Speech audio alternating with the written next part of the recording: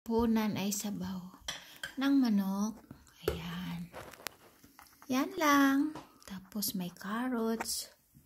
Wala kaming masyadong gulay eh. Yan lang ang aming ano. Masarap yun lalo na ngayon taglamig dito. Ay ulan pala sa amin.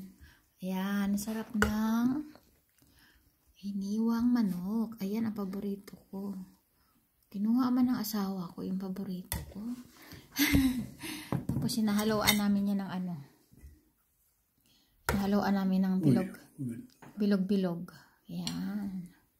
Ito. Drumstick. Ay. Ayan. Sarap. Kain tayo habang mainit pa ang sabaw. Ayan. Sarap yan. Tapos, sarap yan. May halong parang meatballs. Ayan. Kain tayo. Mainit pa ang aming sabaw.